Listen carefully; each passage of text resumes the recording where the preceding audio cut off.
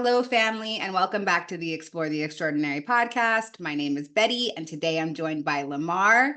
And Lamar is a spiritual experiencer. I heard his story on the JeffMara podcast. I was totally blown away. I reached out, and he was willing to serve our community here at IANDS, and I'm really excited for that. So I'm going to toss it right over to you, Lamar. Thanks for your service. Yeah, no problem. I'm going to start with just my NDE portion. There's other to it, but we can get into that maybe another podcast. So with me, I have like a career in law enforcement, and we work a lot of hours, and it is very exhausting at times.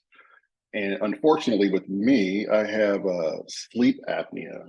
So, whenever I'm laying on my back, my wife at the time would always give me an elbow and tell me things like, "You're not breathing, wake up and roll over." So I was always aware of it. And she would actually at times watch me not breathe for like seconds on end, which was kind of scary thought. So there was this one particular night I got off of work and I'm in bed and I go to sleep, everything is fine. And I'm dreaming a normal dream, which is weird because I really didn't pay attention to the dream. But while I'm dreaming in bed, the dream was interrupted. Like when I mean interrupted, like it came to an abrupt stop and my spiritual eyes opened. That's the best way that I could describe the transition process or your proverbial death process, whatever that may be. My spiritual eyes opened and I woke up in a space, literal space, but it was a confine of my space. I don't know if it was maybe the setting of the position I was in bed or what have you. I just woke up in pure space. And I could tell you the moment I woke up is the moment I had the thought, I said, "Oh no," to myself, I'm dead. Which now thinking back on it, how could you be dead if you're telling yourself, "Oh no, you're dead"? And so I took that in immediately. For whatever reason, I didn't freak out. Like it's the space that I was in, it was like okay space. Immediately, it was tailoring itself around my emotions, how I was processing things. And I could see in either direction as I'm looking around, there's like stars, there's planets, there's galaxies, there's this whole cosmos. And I'm just fascinated by it. And I think I got a glimpse of Earth, like it's like Earth in a view where I've never seen it before. Not like how NASA has it, where you can see it from the moon.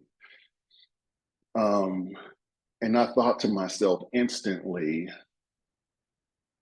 and I think it was more so of a, I'm going to chalk it up as a life review. I thought to myself instantly, "Oh my God, how come you didn't go do that? Why didn't you do those things that you planned to do when you were on Earth? You signed up for it. You told me you were going to go do this." And I just felt so bad about why I didn't do it. And kind of like some of the people that I've came across and didn't tell them things that I wanted to tell them. And I'm absorbing all that. And while I'm saying this, it's like I'm saying it from a higher self, like I'm talking down to myself. Which I always say to people, I didn't know that there was a me inside of me. And no matter how I say that, it doesn't make sense to others, but it's like a duality of two of me. There's a physical me and there's a spiritual me. And I was not reprimanding myself, but I was very heavy on judging myself. And I think at that time, the download started. That was the time where everything was coming back like, I should have done that. You signed up to do this. You never even paid attention to that. Why would you not do that? Like, what was holding you back? And so I started to beat myself up. But then, like, during the process of that, this blanket of love like encapsulated me. It threw it like this blanket of love. I don't want to say it was an entity or a person, because I'm not sure of that. But whatever it was, it engulfed me with love and told me that it was all going to be okay. You're going to be okay. Everything is fine. It was just reassuring, and it was tailoring itself to me like a custom suit. It knew everything about me, my beliefs, what I loved, who I was, how I was as a person, and that was all okay. It didn't judge me for any of that. And that's about the time where I started perceiving myself in like this, um, I guess like a spherical sphere, or this 360-degree perception of my consciousness. And me, um, I started to feel the expanse of my consciousness, like how big I truly was. It's very hard to explain, but I can perceive everything around me as if like a third person avatar of me, but everything around me that encapsulate my consciousness. I was it. I was aware of it. I am that type. And even that's kind of hard to explain. But whenever I would like take this, I know I didn't have a body or lungs, but when I would take this breath, I would inhale, and everything would contract around me. Like space would follow me and like collapse itself into me. And when I exhale, everything would kind of go back to space, and I would get like bigger and bigger and bigger. And I felt like I could just stretch out and finally like show my true self, or be my true self. There was no ego. There was no sense of holding a grudge. And then that's when I really started taking things in. And I was so mesmerized, and it was so demanding of my attention that I didn't even think about, my wife at the time, my twin brother, my kids, my friends, my family. They didn't, it's like the earth life didn't even like not exist, but I wasn't tuned to that anymore. My vibration, my frequency was that of a different plane. That earth vibration was of a different reality. And so I'm not even engaged in that anymore. But what I am engaged in is the space that I'm at. And it was so real. Like the death process was so instantaneous, so real, that it was quicker than the of quicker than the blink of an eye, and I'm already in um, this in between is what I call it. I wasn't truly dead, and I wasn't truly with the physical. There was like this waiting ground, where I think majority of people go before they truly die. Um, but it was so real, to the point, the emotions of it, like I've never sensed emotion like it before. It was just overwhelming, and it was just like, wow, I am more to myself. There's more to me than what I thought. And when I got this glimpse of earth in the foreground, or the background, however you want to say it, it was a sense of loss. Like I was a drop in the ocean, and the drop was taken away. Now the ocean is just a drop less of itself. But if you were to put me back into that ocean, I would become a part of it, the connectivity of like uh, of humankind, of mankind. And I thought, oh my God, we're so connected. We're all on the same journey. And if I had only known, I would have been so much nicer to people, or I would have not have taken it for granted that we are all into the same thing. We're all like merging to be the same. Like I never had a sense of family or connection until I was on the other side. And I felt so bad for myself and everyone else left on earth, like I'm leaving them behind. Like I'm abandoning the team that's still out there going for it. And about that time, I I say I wanted that I looked down to my feet. I wrote notes. Um, so perception is different on the other side. When you have a body, you can look at your feet. I can look at my hands. I can some sort of degree of direction. I want to say that I looked at my feet in space, although that's not accurate. But below me, there was this, oh God, it was like a glass tube or a tunnel. And I could see that it stretched from this side of the cosmos to that side of the cosmos. And there was a vapor in there going to my left. And you can physically, like, I could visually see the vapor going through the tunnel. Excuse me.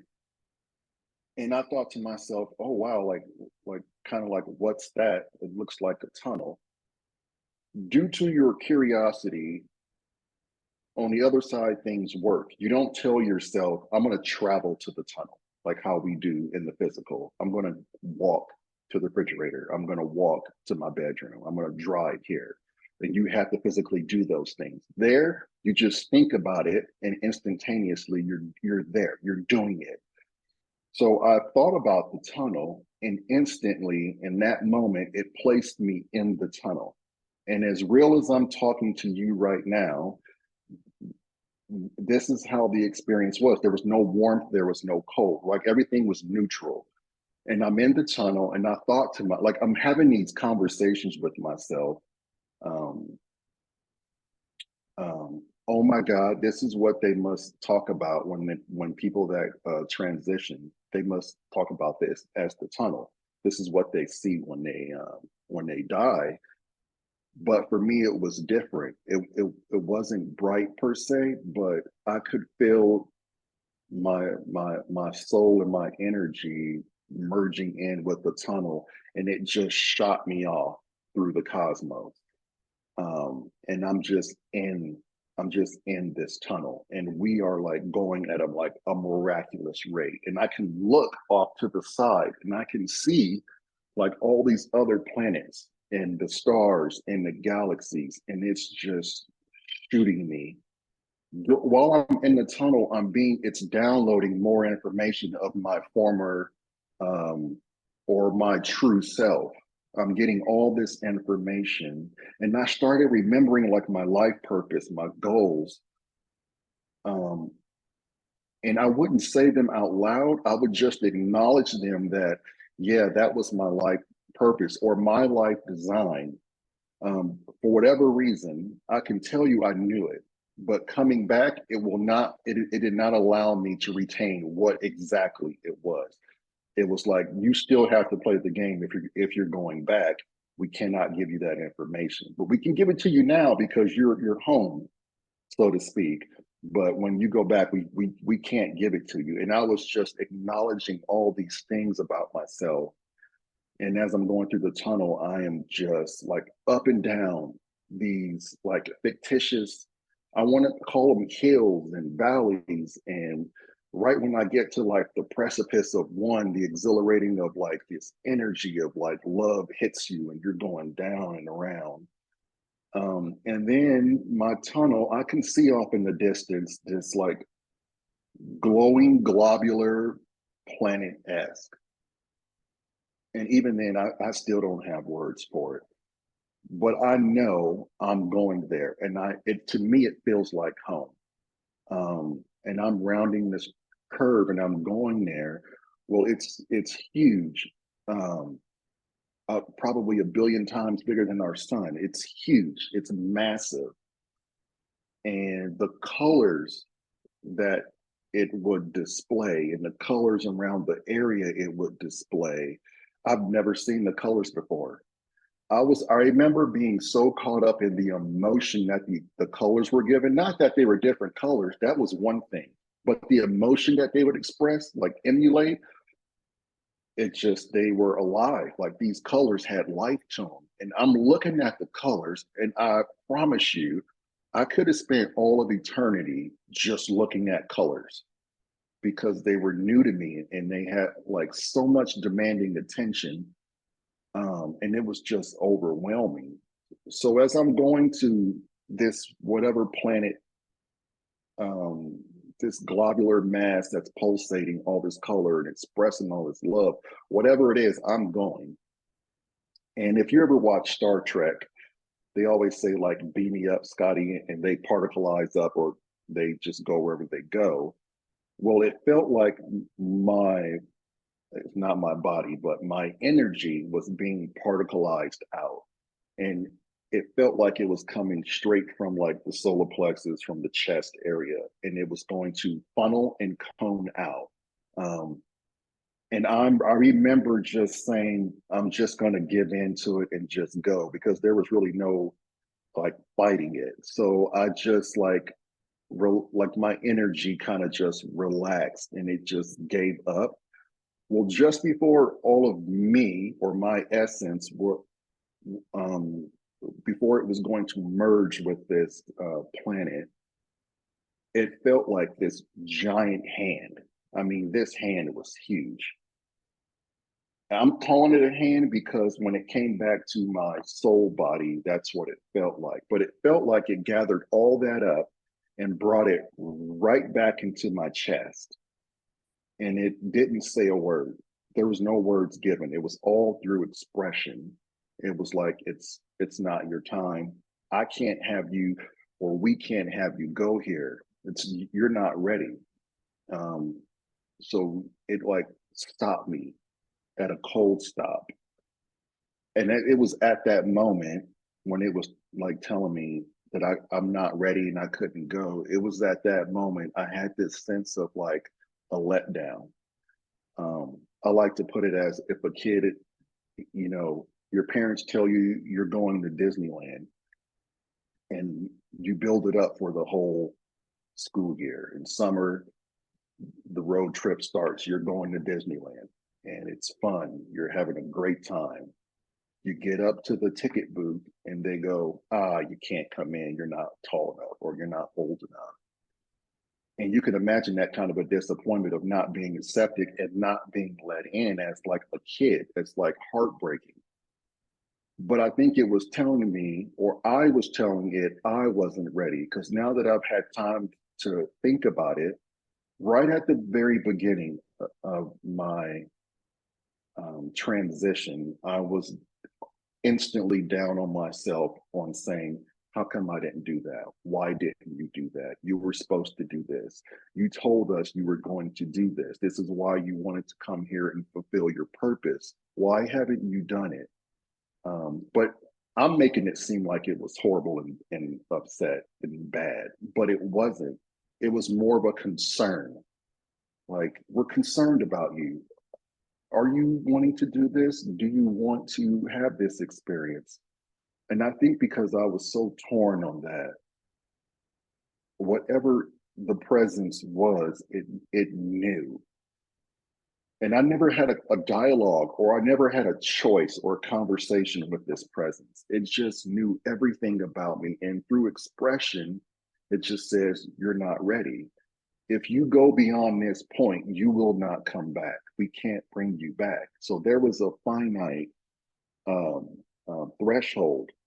Um, and I didn't have a choice to say, you know what, I don't want to go back. I just want to go. They didn't give me it. I hear a lot of NDEs say that they had a choice. Well, I never had a choice. It was just it was the way it was. It is the way it is, and this is where you stop. So it and there's a lot of things that it expressed to me. I just can't really remember, but I knew it loved me and it just felt sorry for me. I could feel like the empathy it gave me, and it just pushed me back. But I went back faster than when I got there, which I didn't even think that was even possible. And I'm just going back. And then I feel this falling sensation. And as I'm going back, everything is like a blur. It's like everything is being stripped away from me, the love, the blanket, the download. And I feel myself going back into a human state of mind. And it pushes me back into my body. And I remember taking the deepest breath of my life when I came back to my body. I gasped so loud, sat up, profusely sweating. My fingertips were a little like cyanotic, like kind of bluish, um, disoriented. Wife at the time walks in. She looks directly at me and goes, "Oh, you had an experience, didn't you?" And I was, because she knows the experiences I've had before, the near death experiences. And I said, yeah, and she could tell this, like, I have melanin, I'm black by color. And she says I was just pale, like there was no blood in my body, pale. And I remember just covered in sweat. And I told her instantly, I said, I died and I just came back. And I had the sense of time of wanting, like, how long I was gone, it felt where I was at, it had to have been at least, like, from my point of view, weeks, I don't know, months, because I spent so much time in this place. I'm just giving you the the synopsis of it all, but it was so much more than that I can't even explain, because we don't have a human vernacular for this. I'm just trying my best to give you what I perceived and what was real to me. So when I was back, I can tell you that I had, which I really never even told anybody. My brother, I went a little bit into it with JeffMara's podcast, but my brother, the wife at the time, my mother, I came back with some like hardcore depression. Um, the imprint that the other side gives you is like a blessing. And every time I go back and talk about this, emotionally, I can feel where I was at. Like it brings everything right back to you. It encapsulates you. And it's so emotional. The connection that I had to the other side, to hear, and don't get me wrong, I love life. Life is beautiful. The physical life is gorgeous. I know, sort of my purpose now. But if the other side came to me in whatever form and said, "Are you ready?" Even if I wasn't ready, I'm going. I'm leaving. It's not like it's a decision to be had or made. It's instantly, yeah, I'm going back home. That's the connection on how strong it is. You're willing to leave all this behind, all your friends, your family, the people you love behind, just to go back home, because I wasn't ridiculed there. I wasn't looked at different. I wasn't um, judged 24/7. There was just an instant connection of just love.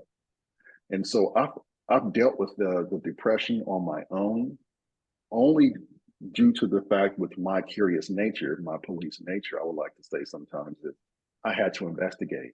I had to say, hey, is there someone else out there that's had this experience? Is there anyone out here that's like me? And that's when I think I've found, is it Raymond Moody? And I found IANDS, and I found um, other people's story, JeffMara's podcast. I found all these other people, and I knew then I wasn't alone. So that for me was validating. So Yeah, it really let me. I want to ask a couple of questions if that's okay. And Yeah, it's go ahead. kind of going down the same route that you're already talking about. The integration process, right? Because Mhm. that spiritual depression that you're talking about, I think a lot of experiencers have the same experience where, you come from this state of complete bliss and love, and then you're kind of like shoved back down into the wet, dark dankness of the earth experience.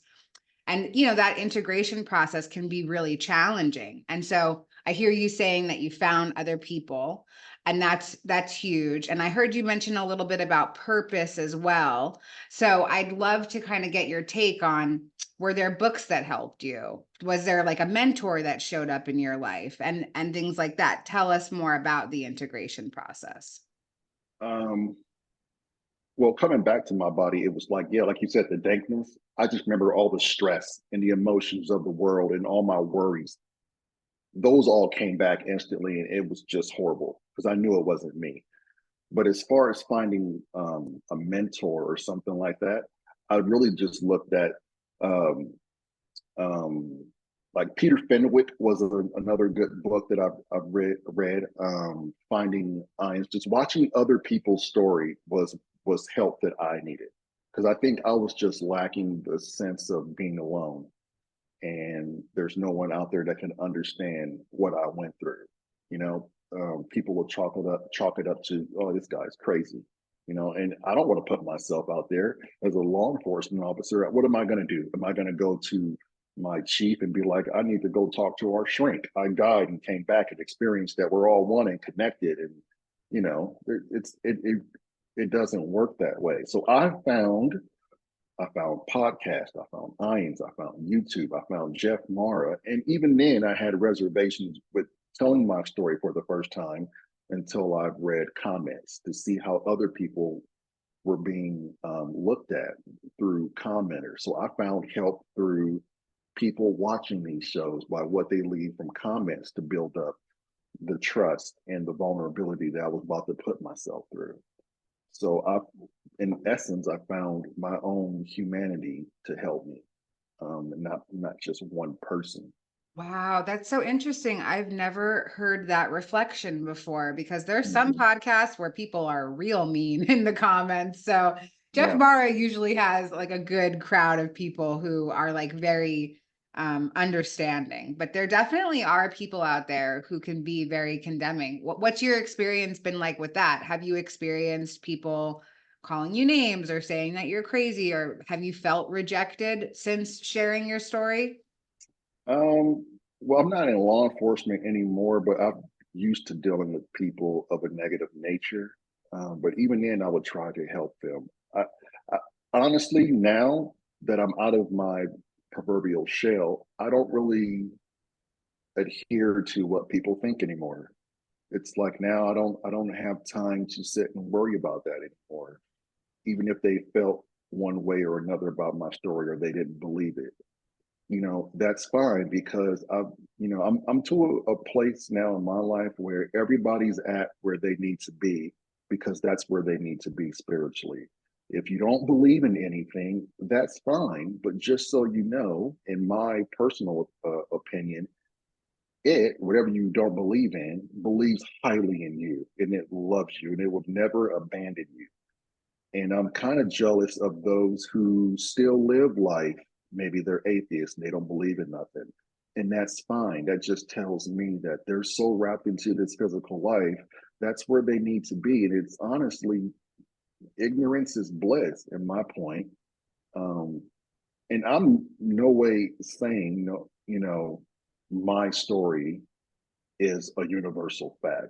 My story is just that. It's just my story.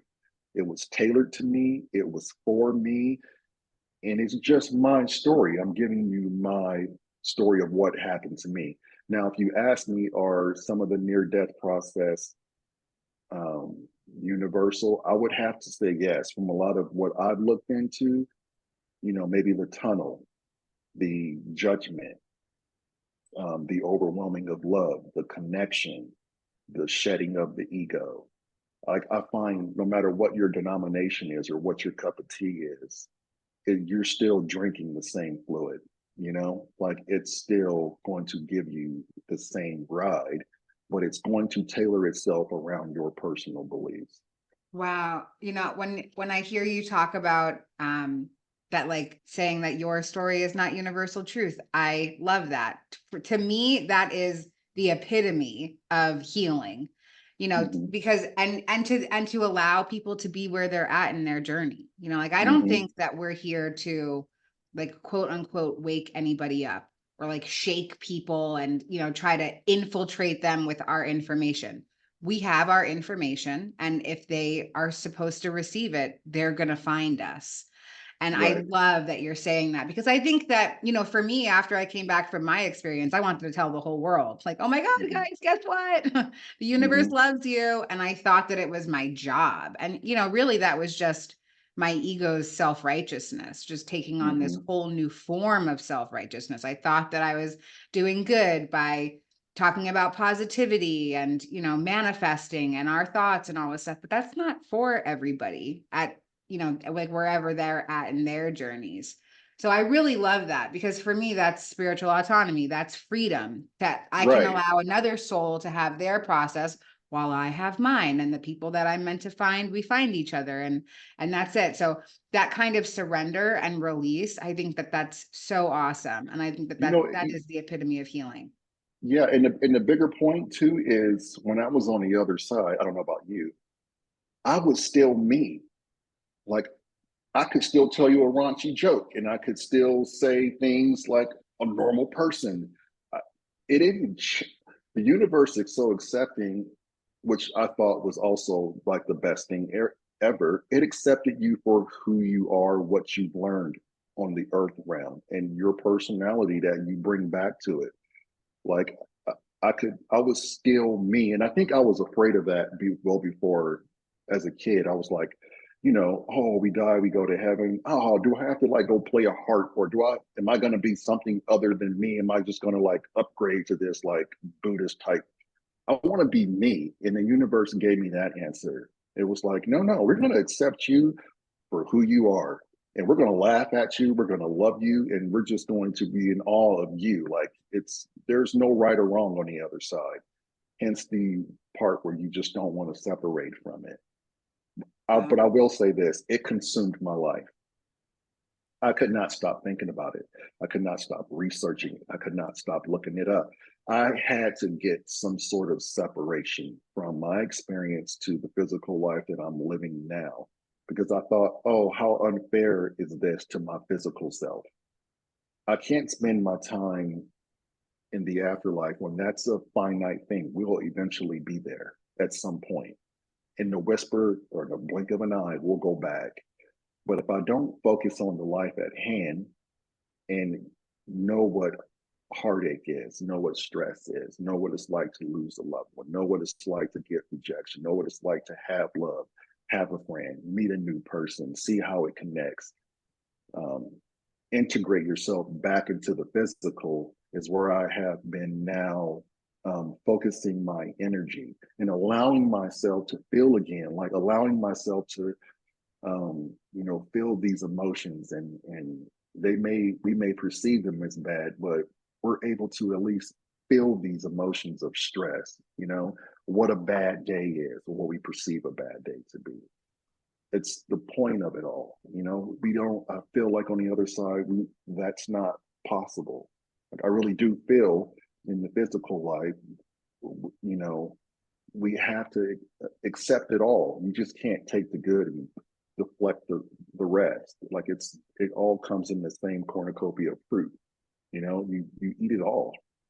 And I think Yeah, I'm really tuned into that now. that's so beautiful. How long ago was your experience? It was like right at the height of COVID, so 2021. It Oh, was wow. before I got Yeah. the vaccine too. So You're super integrated for such a short amount of time. That's only 3 years ago. So mhm. yeah, I think, and that insatiable thirst for knowledge, I think that that's something that happens when you awaken. And it doesn't even need to necessarily be from a near death experience. I know so many people that just have kind of like this awakening in this moment. And they want to know everything. Like they start to have conscious thoughts like, what are we doing here? What does it mean to be a human? Like, what is Earth? And they start doing a bunch of diligent research to try to find out all of these different things. So I Right. really love what you're saying. I want to know if maybe you can share a little bit. You mentioned that you have a twin brother. And just your family in general, you said that your wife was like immediately accepting, like knew that you had an experience. But what was your experience like with the rest of your family and friends once you kind of came out and said this crazy thing happened to me? Maybe crazy is not the right adjective that I want to use, but this Right. miraculous Yeah. thing happened to me. So I don't have a long list of friends. First off, there's only a handful. My twin brother and I, we have these shared experiences before my NDE. I came home sleep deprived one day after work, and I remember going to sleep, and I remember waking up not feeling well rested. So I woke up, had a little breakfast, um, told my ex-wife then, you know what, I'm not feeling good. I'm gonna go back to sleep. So I go back to sleep and I'm lying in bed and I'm like watching YouTube on my phone. And then I turn it off. And then as I'm going to sleep, I hear this infinitely loud ringing in my ear. It's like deafening. And then my body starts to vibrate. Well, it turns out now, after having so many of these experiences, my body never vibrates. I never even move. It's my, I would like to say, like a tuning fork. My soul was probably vibrating inside of my body, or my frequency was being elevated to the point where it was trying to escape the capsule that it was in. It's what I can best relate it. And I'm not asleep, and I'm kind of awake, but I'm able to have all my senses. And I start, and after the vibration stops and the ringing in my ears stops, I start hearing like these radio stations and frequencies coming through, and people talking and chattering in my ear, but I can't communicate back with them. And I'm thinking to myself the whole time, oh no, am I going crazy? I've heard about this. After a certain age, you can get schizophrenia. Like, this is how coherent I am in this space. I'm able to like digest all these thoughts. And my brother and I call this space the in between. So I'm going through like these different people talking. I hear actually NASA relaying information to a something about a capsule and about how it's all working out there. And then I hear this radio station, and the guy's name is Chad Clifford, and he's out of South Bend, Chicago, Indiana area, and he's giving like the song that's coming up, the weather, and all this. And I'm just thinking to myself, this is really strange. Well, then it kicks me into a dream, and I have like this lucid dream, and I wake up. So I remember the name Chad Clifford out of South Bend, the radio DJ or whatever. So I instantly, like, I got up and I Googled his name. And the first thing on the Google match was this guy's name, Chad Clifford out of the South Bend. He's a radio host. And I thought to myself, oh my God, I was hearing radio stations. And I don't have like a radio in my room. I don't play the radio in my room. And so I thought, I'm going to take it further, and I am just going to play the sound bite that they had for the website to see if it's even his voice. The name already kind of like validated things, but I had to hear the voice to see if it was him. So I clicked play, and he does like a 30-second little introduction, and it's the voice. And I'm blown away at this point. I explained it to my wife. I explained it to my brother. You know, how could this be? How could this person be over 1,000 miles away and I'm listening to the radio station? I think at that time, it shattered my paradigm as of what I perceive men to be real, like what humans could really do. It really tore my reality apart. Well, I tell my brother, and he's just like, whoa, like, what's going on? I don't know about, do we want to go see somebody? Should we go? I didn't entertain that thought at all, because I'm like deep into law enforcement at this time. This is 2017, well before my NDE.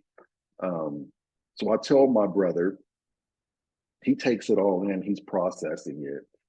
2 weeks later, he calls me up and he had an experience. And he goes on to tell me about the ringing in the ear, the vibration. It all adds up. And he says that he was on like this gurney metal platform, and he could hear a lady speaking to him and telling him as if he like invaded their space. The lady's saying, oh my God, you're not supposed to be here. You're okay. You're fine. Don't worry about it. We're going to get you back. And he's like taking it all in, like, who are you? Where am I? Like, freaking out. Who are you? Where am I at? Like, what do you mean it's fine? And they're trying to calm him down. And he says that she's speaking to someone off in the distance. And they're like trying to get him to do something. And he comes back out of his experience and he wakes up.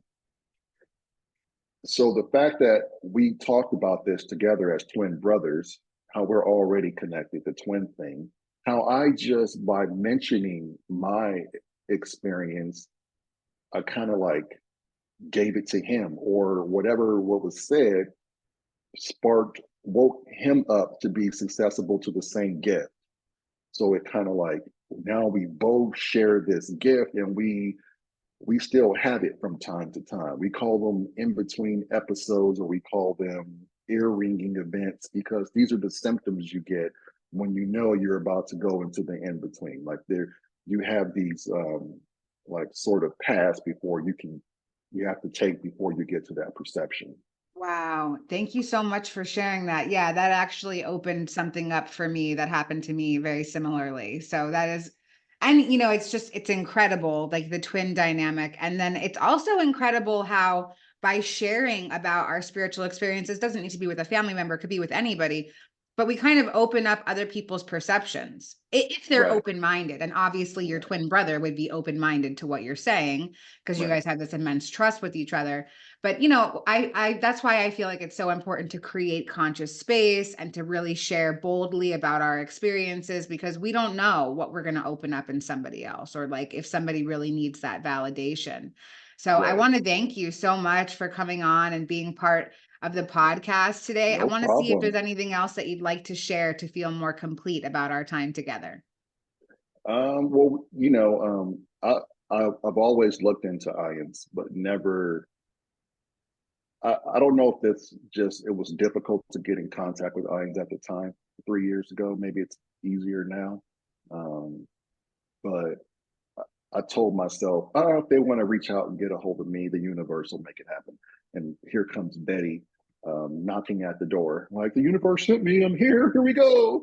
So just to know that the universe still gives us winks like that, and I'm like in tune to that, because you and I obviously know how the universe works. We have firsthand experience that, yeah, it's a blessing. It's the universe saying to us, look, you two morons, I can still do things like this for you, just to keep you engaged.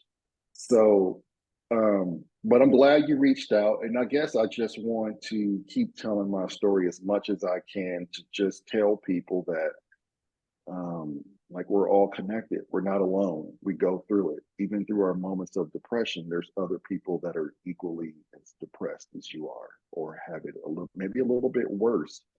Um, but that's okay. And everybody is right where they need to be. Whether you're a believer, non-believer, super religious, it doesn't matter. You're right where you need to be.